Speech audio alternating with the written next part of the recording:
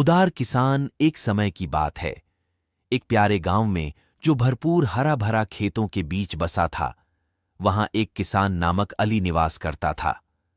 अपनी कमाई की कमी के चुनौतियों का सामना करने के बावजूद अली को अपने उदारता और दयालुता के लिए देश विदेश में मशहूर था।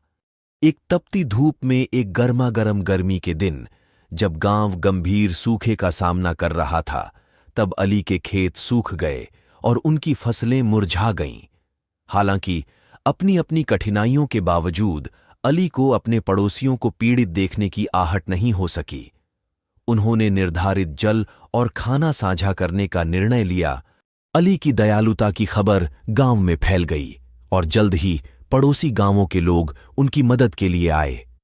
बढ़ते हुए मांग के बावजूद अली किसी को भी नहीं वापस भेजता था। उन्होंने दान देने का विश्वास किया, जो कि सच्ची खुशी में छिपा होता है। दिन बीतते गए और एक चमत्कारी बात हो गई। बादल आकाश में इकट्ठे हुए और एक हल्की बारिश गिरने लगी। सूखी भूमि को पोषण देने के लिए अली के खेत फिर से फली जैसे कोई नहीं देखा था। पूरे गांव में हर्ष हुआ और अली की उदारता को उनकी नई नई समृद्धि के पीछे का कारण माना गया। वर्षों बीते और अली की दयालुता के कामों की धारा निरंतर बढ़ती चली गई। उसका गांव एक उत्तम समुदाय में परिवर्तित हो गया, जहां बांटने और देखभाल की प्रवृत्ति विजयी रही।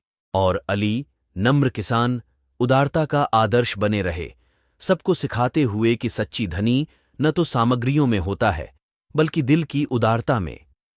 कहानी का मोरल यह है कि उदारता की कोई सीमा नहीं होती और यह जीवनों और समुदायों को परिवर्तित करने की शक्ति रखती है।